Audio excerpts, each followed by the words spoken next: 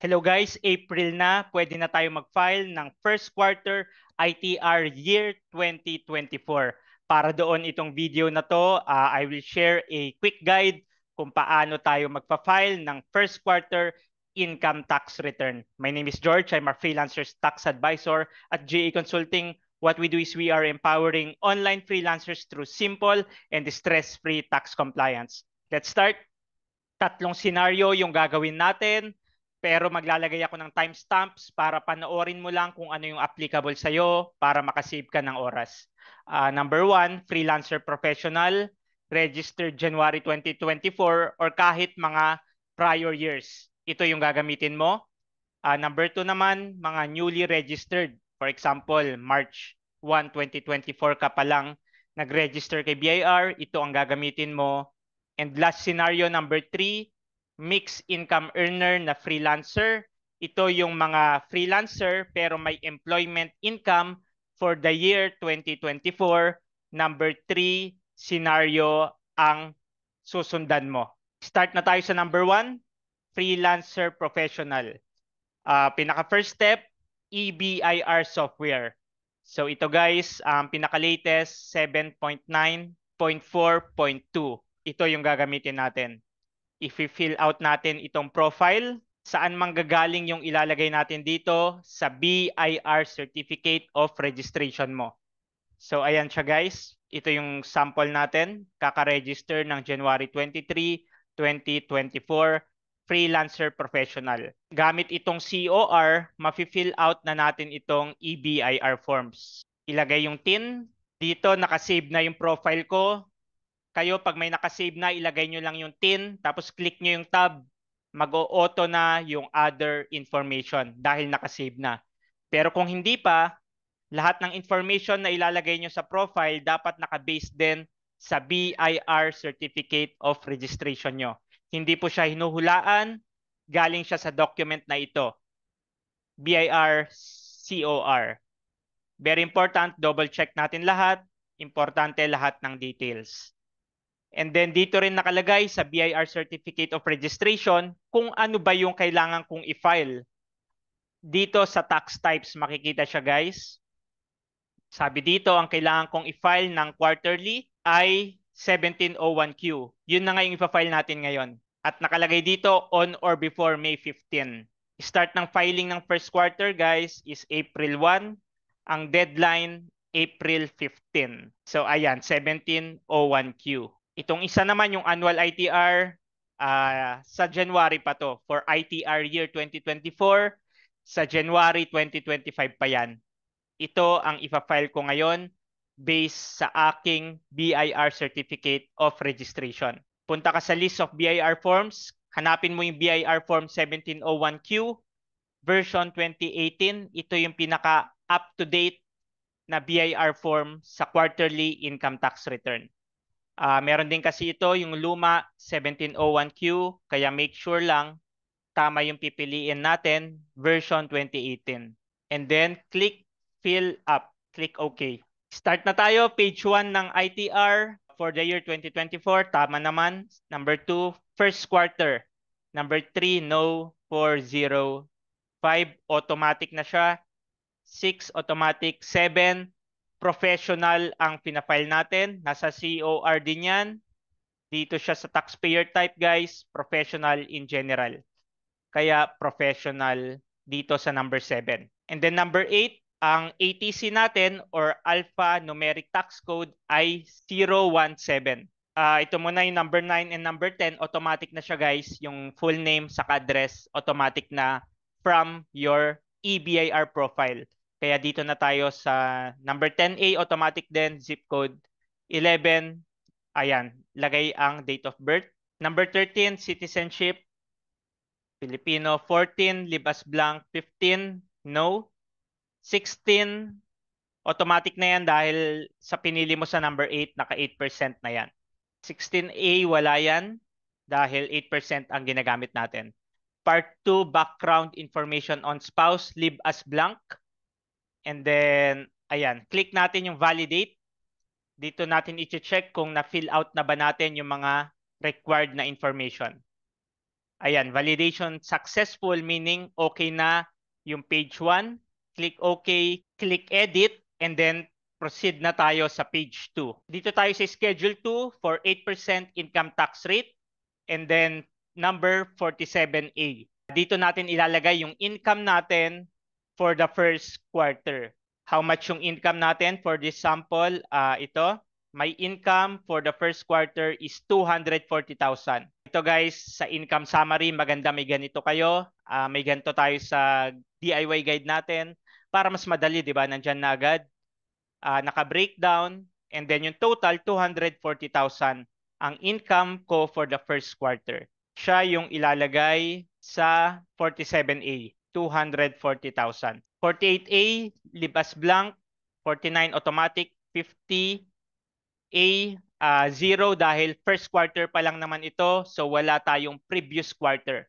51A, automatic. 52A, ito manual siya ilalagay guys, yung non-taxable na 250,000.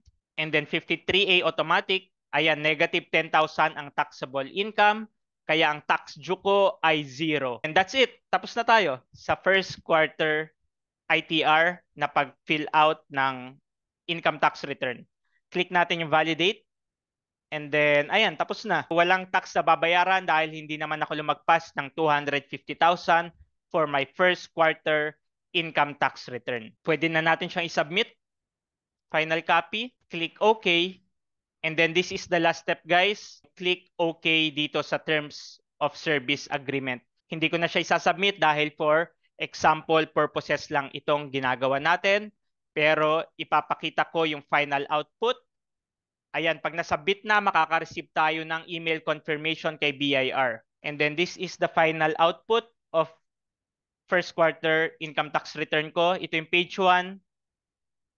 Ganito guys, gawin nyo, i-print out ng PDF. Ayan, page 1. Lagyan nyo ng pangalan. Ito yung page 2. At ito yung email confirmation. Yan na, yan yung complete na nakapag-file, nakapag-comply na ako ng first quarter income tax return ko. Dahil wala namang kailangan bayaran, all good na ito. Iba-back up ko na lang online. You can use Dropbox or Google Drive para safe lagi ang income tax return nyo. So, tapos na guys. Second scenario, newly registered freelancer, BIR registered March 1, 2024. Or kahit February 1, 2024 ka nag-register, pwede mong gamitin itong guide na ito. First step, EBIR software. Ayan. And then, fill out natin itong EBIR software using our BIR Certificate of Registration. So, ayan guys, sa sample natin, March 1 nag-register, nakalagay dyan. Ito, registration date, March 1. And then, makikita dito yung quarterly income tax return, March 1 ang start ng filing date. Fill out muna natin yung profile. Lahat ng ilalagay sa EBIR sa profile ay dapat nakabase sa BIR Certificate of Registration natin. Yung wala lang dyan ay yung email, saka yung telephone number. Pwedeng mobile number dito. Yung other information, galing din siya dito. Ayan, lagay natin yung TIN. Sa case ko, ayan, nakasave na sa akin. Pag ilalagay nyo yung TIN, di ba? Click nyo lang yung tab. Mag-automatic na yung other information dahil dati na akong nakapag-file. Pero pag first time mo pa lang mag-file at wala pang nakasave na profile, isa-isa mo yan lalagyan based sa BIR Certificate of Registration. And then i-double check lahat. Very important, lahat ng details. And then, list of BIR forms. Balik tayo, ano ba yung kailangan kong i-file? Saan malalaman kung anong kailangan mong i-file? Sa BIR Certificate of Registration. And then dito sa COR natin, sa tax types makikita kung anong mga BIR form ang kailangan kong i-file. Dito sa example natin, dalawa lang naman yung nakalagay. Isang annual, which is yung year 2024 ITR, sa January 2025 pa naman ang start niyan. So, hindi ko yan kailangan i-file. Ito lang ang kailangan ko, yung pangalawa, quarterly income tax return. Start ng filing April 1 at ang deadline on or before May 15. And then ang BIR form ay 1701Q. Balik tayo sa EBIR, BIR form 1701Q, very important, version 2018. Ito yung pinaka-up-to-date na BIR form ng 1701Q. Kaya ito yung gagamitin natin, 1701Q version 2018. Click natin yan and click fill up. Click OK. And then ito, page 1 na tayo ng ITR. Number 1 for the year 2024. Number 2, anong quarter? First quarter. Number 3, no. 4, 0. 5, automatic. 6, automatic. 7, professional. Saan nanggaling yan? Nasa COR din po yan. Dito sa taxpayer type, nakalagay professional in general. Kaya yon ang gagamitin natin dito. Number 8, ATC or alphanumeric tax code is 017. Income from profession, 8% income tax rate. Number 9, full name automatic. 10, address automatic. 10A automatic.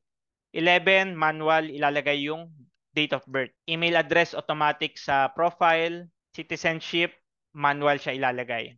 14, libas blank. 15, tick no. 16, automatic na siya, 8%. And 16A, automatic na yan. Part 2 na tayo guys, background information on spouse, leave as blank. And then pwede na nating i-validate to check if na-fill out na natin lahat ng required na information sa page 1.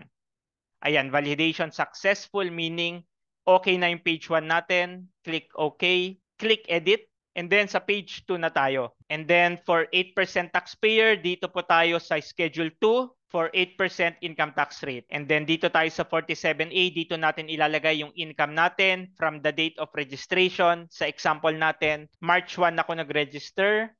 Ito yung income summary ko. March 1, ito ang income ko. 50,000 plus 75 plus 100,000. Total of 225,000 ang income for the month of March. Ayan ang ilalagay natin dito. 225,000. And then 48A, leave as blank. 49, automatic. 50, zero siya dahil wala naman tayong previous quarter. First quarter pa lang of the year ang fina-file natin. 51, automatic. 52A, manual po ilalagay ang non-taxable na 250,000. And then 53A, automatic. You can see negative 25,000 ang taxable income ko, meaning wala akong taxable income for this scenario. Kaya ang tax due ay 0. And then, ayan. Tapos na guys. Click validate, click OK. Tapos na tayo sa pag-fill out ng ITR natin. And then click submit, final copy. Click OK. This is the last step guys. Pag-click natin ng OK, may magpa-pop out na successfully submitted. Make sure lang na mabasa nyo yung successfully submitted dahil minsan, lalo na sa ITR, lagi nagpe-failed yung unang submission. Ulitin nyo lang po. I-submit nyo ulit hanggang makita nyo yung successfully submitted na siya. After that, makaka-receive ka na sa email na nilagay mo sa profile mo ng tax return receipt confirmation. I will show you the final output. Ito siya guys. 3 page siya. Page 1 yung ITR, saka yung page 2.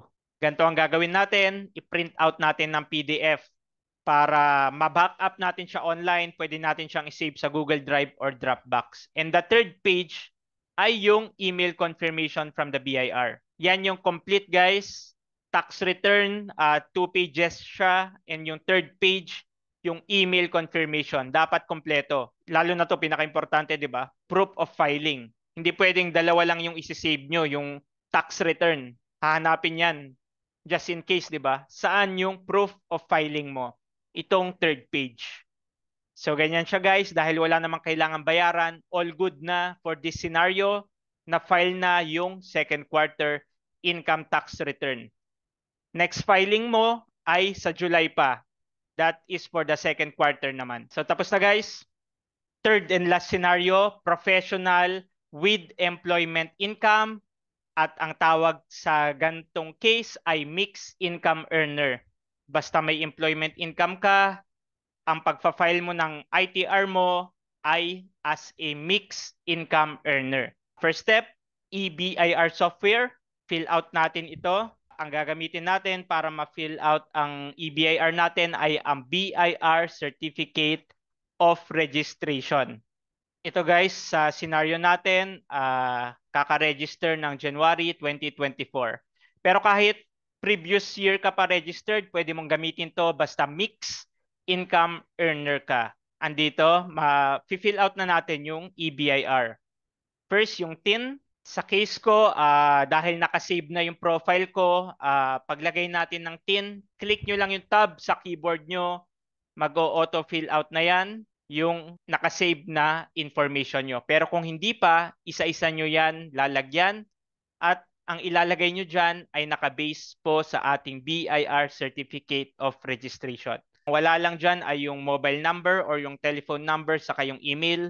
Pero i-triple check nyo po lahat. Very important lahat ng information. And then, ayan, list of BIR forms. Dito, ano daw yung ipa-file natin. Makikita rin natin siya sa BIR Certificate of Registration. Dito sa sample COR natin, nakalagay dito, under tax types, may dalawa akong kailangan i-file, annual saka quarterly. Itong annual ITR, next year na ulit, yung annual ITR year 2024 sa January 2025 pa ang pagpa-file niyan. Itong pangalawa, yung quarterly, ang kailangan ko nang i-comply dahil nag-register ako ng January 23, 2024. Kailangan kong mag-file ng first quarter, start ng filing April 1, 2024 at ang deadline ay May 15. Ayan yung ipa-file natin, BIR Form 1701Q. Hanapin natin, 1701Q. Very important guys, version 2018. Makikita nyo dalawa yan, pero ang pinaka-up-to-date or pinaka-latest na BIR form this 2024 ay ito pa ring version 2018. Yan po yung kailangan nating gamitin. 1701Q version 2018. Click fill up and then click OK. Start na tayo. Page 1 ng ITR. Number 1, tama naman, year 2024. Number 2, first quarter. Number 3, no. 4, 0. Number 5, automatic. 6, automatic. 7, taxpayer type is professional. Nandyan din po ito sa COR natin. Dito sa taxpayer type. Professional in general. Dapat kung anong nakalagay dyan, in this case, professional, siya yung gagamitin mo dito sa taxpayer type. Number 8, alphanumeric tax code.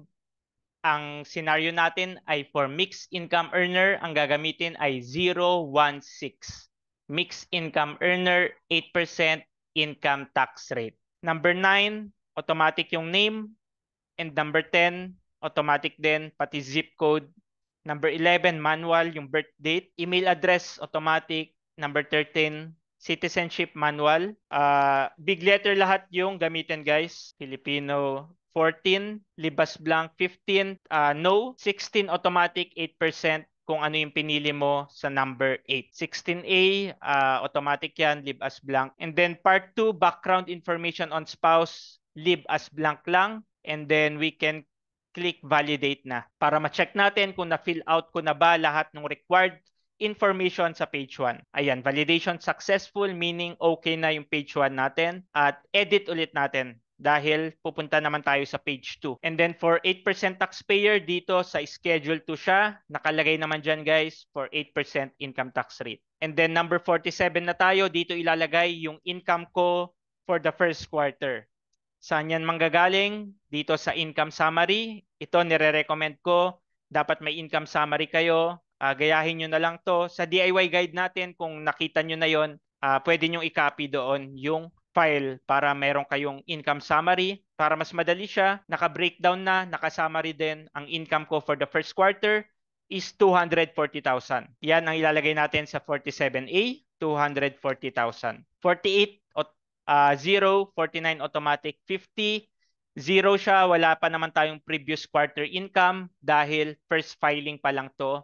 Kaka-register ko pa lang at saka first quarter pa lang. 51 automatic, 52, 0 siya, wala pong i-click claim. Very important for mixed income earner, wala po tayong ibabawas na 250,000. Dahil na-claim na po yan, ginamit na po yan ng employer mo sa pag-compute ng compensation income mo. Nagamit na doon si 250,000. Hindi naman siya nawala sa'yo. Kaya hindi mo na siya pwedeng gamitin dahil hindi siya pwedeng madoble. Kaya 0 lang si 52, 53 automatic, 54 automatic. Ang tax due ko ay 8% ng taxable income. Meaning, for my first quarter income of 240,000 as a mixed income earner using the 8% income tax rate option, ang kailangan kong bayaran ay 19,200. Straightforward lang siya, 240,000 multiply by 8%. May tax akong 19,200. And that's it. Tapos na guys. Click validate, click OK, and then we can file it na. So yan, balik tayo sa page 1. Nakalagay dito, tax due 19,200. Kailangan ko siyang bayaran after ko ma-receive yung email confirmation at kailangan bayaran siya same din sa deadline on or before May 15, 2024. Our best practices, basta na-receive mo na yung email confirmation, bayaran mo na rin siya. Pwedeng online using Maya. Ayan, submit final copy, click OK. And this is the last step guys. Click OK dito sa Terms of Service Agreement. Hintayin yung lumabas yung successfully submitted. Madalas sa quarterly ITR, saka annual ITR, in my case, lagi nagpe-fail yung unang submission. Ulitin mo lang siya. Usually sa pangalawa, magsa-successfully submitted na siya. Dapat mabasa mo yung magpa-pop out na successfully submitted na yung income tax return mo. After that, mare-receive mo na sa email, usually within the day, yung email confirmation ni BIR. Minsan 1 hour, minsan inaabot ng 1 araw, minsan more than pa. Pero sa experience namin, basta maaga ka nag-file, mas mabilis nare-receive yung email confirmation. I will show you the final output. Ito siya guys. I-print out natin ng PDF lahat. So this is the final output guys. Page 1, print out natin ng PDF. Ayan siya. Lagyan din ng pangalan. 2, ayan, yung income tax return. Page 3, yung tax return receipt confirmation or yung email confirmation ni BIR na ang recommendation nga natin, pagka-receive mo agad nito, pag may kailangan kang bayaran tulad ng example na to, i-proceed mo na ng payment. And last page is yung payment sa Maya. So ito yung sample guys, 19,220. Bakit sobra ng 20 pesos? Sa example natin, may 20 pesos na service charge si Maya. Lahat ng information na gagamitin mo sa tax payment ay naka-base naman sa income tax return mo. Pero for example dito, ang mag-iiba lang, syempre magkaiba tayo ng tax due, yung TIN, yung branch code, pareho yan most of the time. Form type code 1701Q, pareho. Form series, pareho. RDO code, magkaiba. Gamitin mo yung RDO mo. Tax type, IT, meaning income tax, pareho yan. Return period, March 31, 2024, pareho yan. Email, magkaiba syempre. So, ayan guys, this is for your guide lang sa pagbabayad sa Maya. And that's it. Tapos na tayo sa scenario 3. Dito naman tayo sa frequently asked questions. Number 1, kailangan ba pumunta sa BIR after mag-file at magbayad? Hindi na po. Okay na yon. Online filing, online payment. I-back up mo lang yung tax returns. Okay na yon. Number 2, pwede ba magbayad sa bangko? Yes. Kailangan mong i-print out 3 set ng ITR saka email confirmation. Pwede mong bayaran sa BIR Authorized Agent Bank. At least 1 copy yung ibabalik sa'yo ng bangko. And then number 3, paano ko makukuha ang ITR ko or quarterly ITR? Ikaw po yung magpre-print out nun. Sa scenario natin lahat, di ba? Tayo ang magpre-print out via PDF. Hindi po si BIR ang magbibigay ng ITR mo. Ikaw mismo, pagka-file mo, ikaw ang magpre-print ng income tax return mo. Number 4, pwede ba magbayad after ng filing date? Example, nag-file ako ng April 25 pero May 1 ko pa mababayaran. Yes, pwede po. Pero ayun nga ang recommendation natin para hindi mo makalimutan. Pag-receive ng email confirmation, basta ready na yung funds mo, bayaran mo na agad. Kasi pag nakalimutan mo after ng deadline, meron pong late filing or payment penalties. Sayang naman at hassle pa po ang pa-penalty computation. Number 5, pwede ba bayaran ko na ang tax due ko kahit hindi ko pa nare-receive ang tax return receipt confirmation? Again, ang recommendation natin, dapat hintayin mo muna yung email confirmation ni BIR bago ka mag-proceed to payment. Ang scenario lang na gagawin mo ito pag napanood mo tong guide na deadline na, May 15 ka nag-file. Na-file mo na online, May 15, last day ng filing. Madalas niyan, matagal pong mare-receive ang email confirmation. Baka May 16 mo pa ma-receive or May 17. Deadline na ng May 15. Ang recommendation dito or ang practical na gawin ay dapat bayaran mo na rin ng araw na yon. Doon lang siya magandang gawin guys kahit hindi mo pa na-receive yung email confirmation, basta alam mong na-file mo na online at deadline na May 15, bayaran mo na rin online yung tax due mo. Dahil kung hindi, magkakaroon ka ng penalty pag May 16 onwards ka na magbabayad. Number 6, wala akong tax na babayaran. Anong next step after ko mag-file ng ITR? Ayun, pag na-receive mo na yung email confirmation, i-print out mo lahat ng PDF, BIR form, email confirmation, i-back up mo online using Dropbox. Okay na po yon. Wala ka nang kailangan gawin. Next quarter filing na ulit. Number 7, kailangan ko bang pirmahan ang ITR ko bago i-submit for requirement purposes? The answer is yes. Lagyan nyo po ng pangalan, pirmahan nyo bago nyo siya i-submit for whatever requirement purposes. That's it guys. File na tayo na maaga. First quarter income tax return, year 2024. May guide ka na. Susundan mo na lang. Huwag na nating hintayin yung deadline na May 15. Next filing naman is second quarter income tax return. Sa July na po yun guys. More power sa freelancing business nyo, more clients. Stay safe.